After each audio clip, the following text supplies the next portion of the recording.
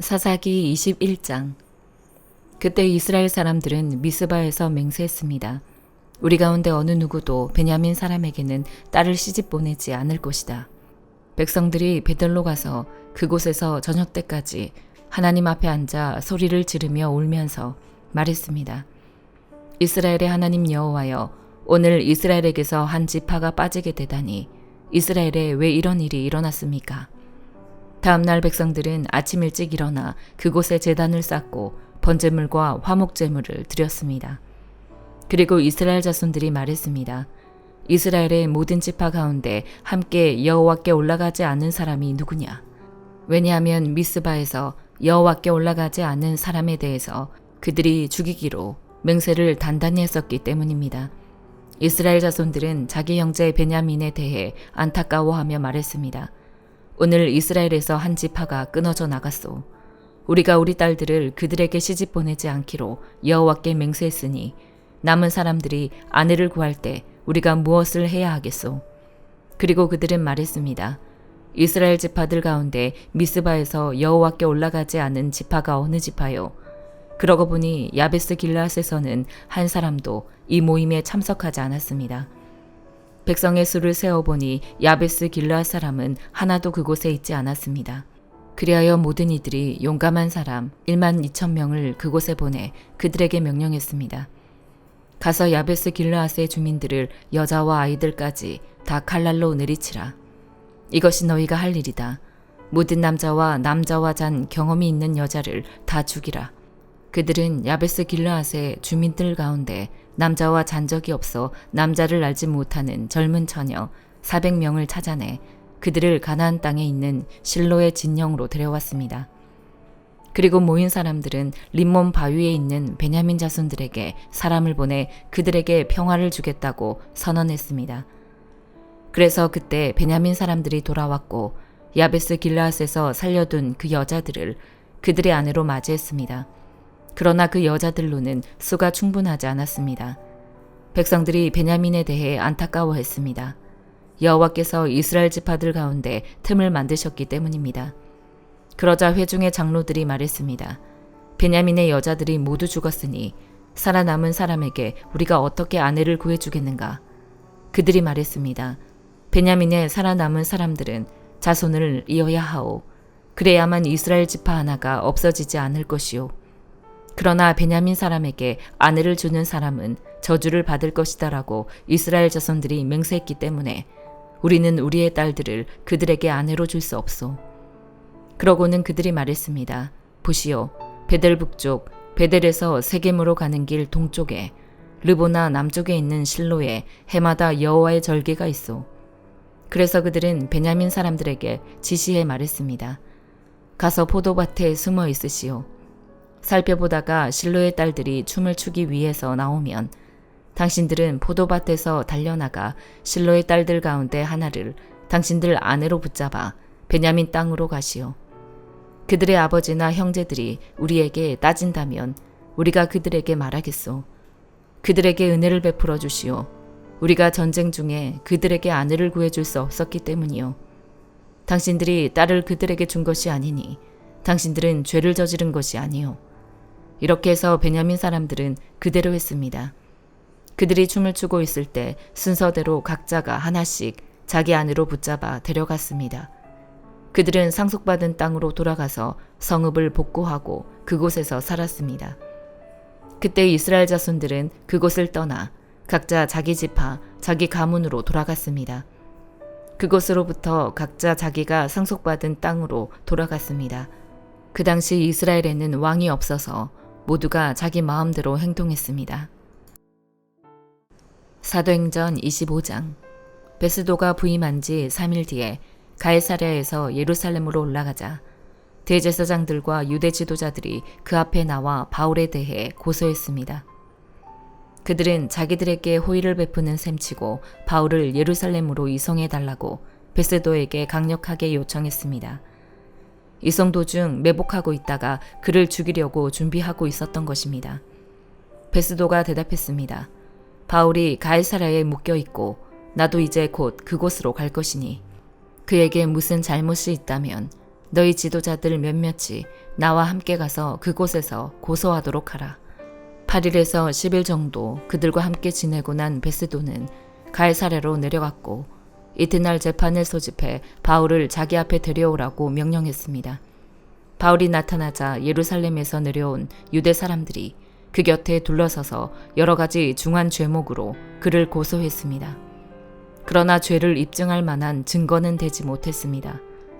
그러자 바울이 자신을 변론했습니다. 나는 유대 사람의 율법이나 성전이나 가이사에게 죄 지은 것이 전혀 없습니다. 베스도는 유대 사람들의 환심을 사고자 바울에게 말했습니다. 네가 예루살렘으로 올라가 이 고소들에 대해 내 앞에서 재판을 받겠느냐? 바울이 대답했습니다. 내가 지금 가이사의 법정에 섰으니 당연히 여기서 재판을 받아야 할 것입니다.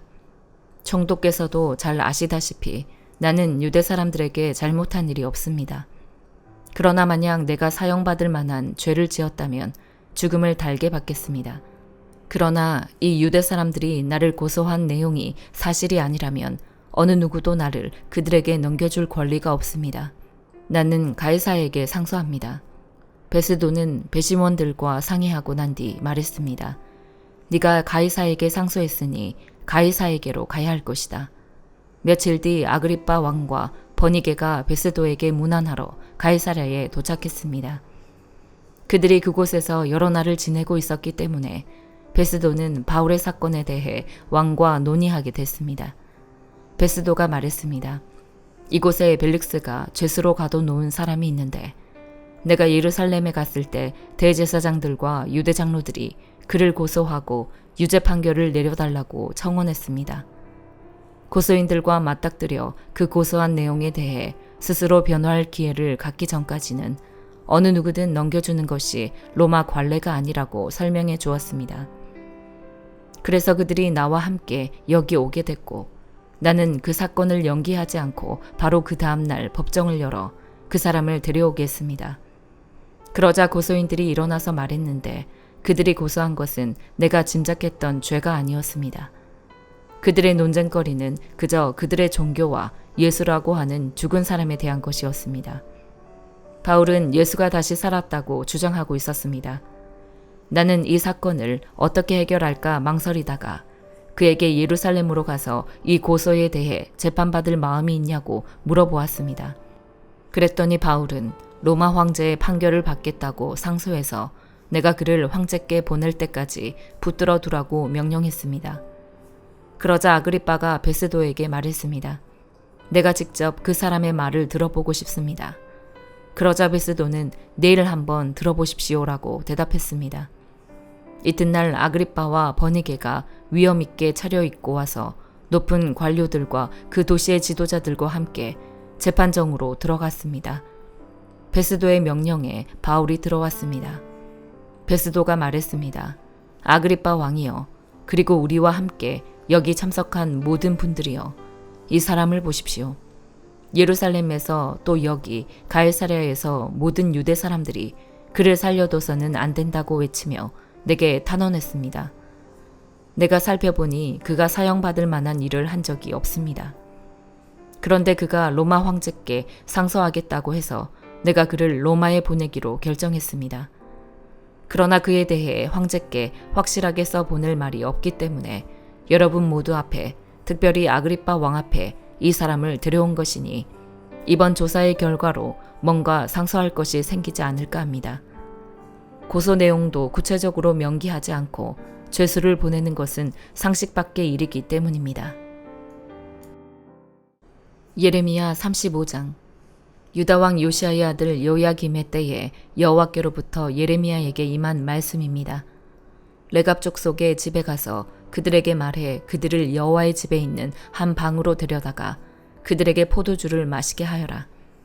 그리하여 나는 하바시냐의 손자 예레미야의 아들 여아사냐와 그의 형제들과 그의 모든 아들들과 모든 레갑 족속 사람들을 데리고 그들을 여호와의 집으로 데려가 익다랴의 아들 하나님의 사람 하난의 아들들의 방으로 들여보냈다. 그곳은 관료들의 방 옆쪽에 문지기 살롬의 아들 마아세야의 방 위쪽에 있었다. 나는 레갑 족속의 자손들 앞에 포도주가 가득 담긴 대접과 잔을 주고 그들에게 말했다. 포도주를 드시오. 그러나 그들이 대답했다. 우리는 포도주를 마시지 않습니다. 레갑의 아들인 우리 조상 요나답께서 우리에게 명령했습니다. 너희와 너희 자손들은 영원히 포도주를 마시지 말라. 또한 너희는 집을 짓거나 씨를 뿌리거나 포도밭을 만들지 말고 이런 것들 가운데 어떤 것도 소유하지 말라. 오직 너희는 일생 동안 천막에서 살라. 그러면 너희가 유목하는 땅에서 오랫동안 살 수 있을 것이다. 레갑의 아들인 우리 조상 요나답의 목소리에 우리가 귀 기울여서 그가 우리에게 명령한 모든 것에 순종해 왔습니다.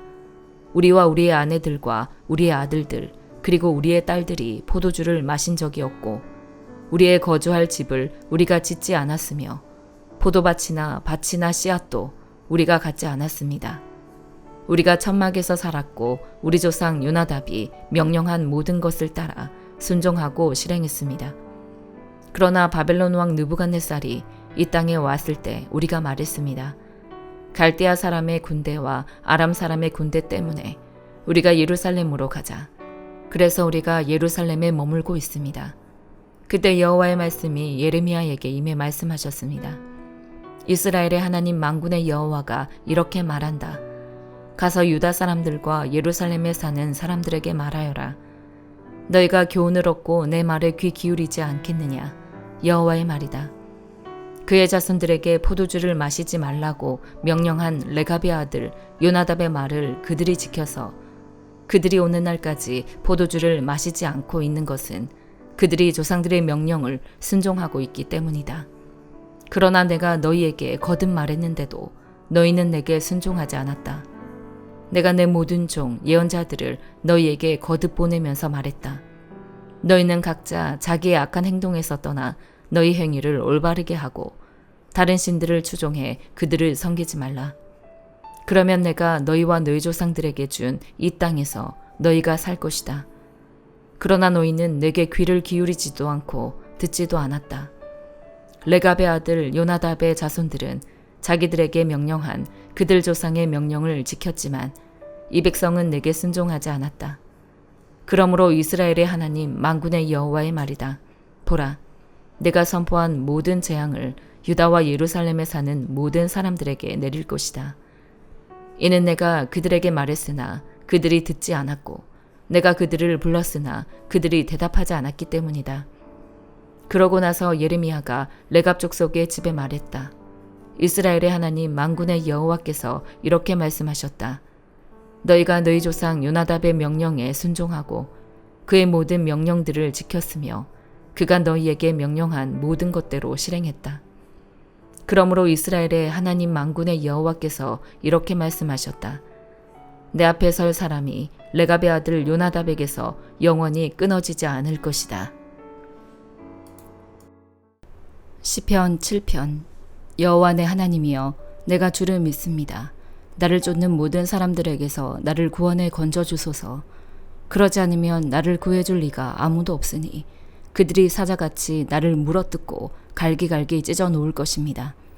여호와 내 하나님이여, 만약 내가 이 일을 했다면, 그래서 내 손에 죄악이 있다면, 내가 만약 나와 화해한 사람에게 악한 행동으로 갚았거나 내 적에게 아무 이유 없이 빼앗은 것이 있다면 내 적이 나를 쫓아와 붙잡게 하소서. 그가 내 영혼을 짓밟아 나를 땅속에 묻게 하시고 내 영광이 먼지 속에 있게 하소서. 셀라. 여호와여, 진노하며 일어나소서. 내 적들에 맞서 일어나 싸워주소서. 내 하나님이여, 나를 위해 일어나 심판을 명하소서. 민족들 가운데 모인 무리가 주를 애워싸리니 그들을 위해서 높은 자리로 돌아오소서.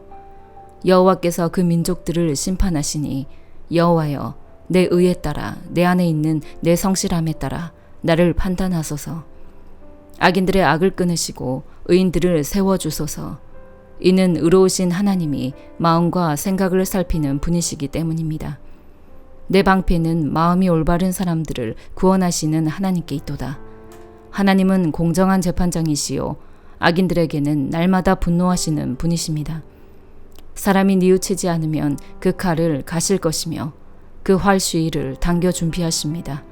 하나님이 죽이는 무기를 준비하시며 불화살을 당길 채비를 하고 계시도다. 보라, 악인이 악을 품고 있으며 해악을 잉태해 거짓을 낳았도다. 그가 땅을 파서 웅덩이를 만들더니 자기가 만든 구덩이에 자기가 빠졌도다. 자기가 꾸민 재난이 자신의 머리로 떨어지고 그 포악함이 그의 정수리에 떨어지리라.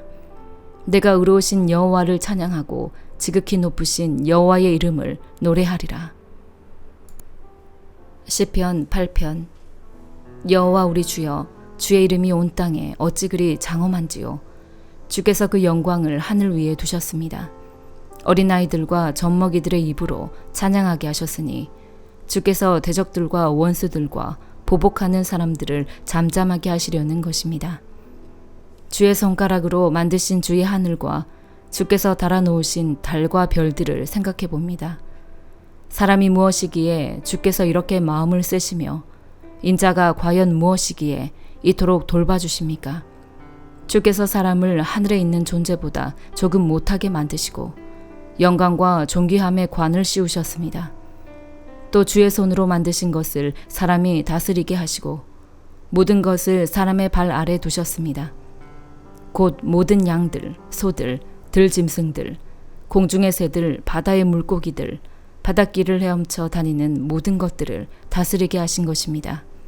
여호와 우리 주여, 주의 이름이 온 땅에 어찌 그리 장엄한지요. 아멘.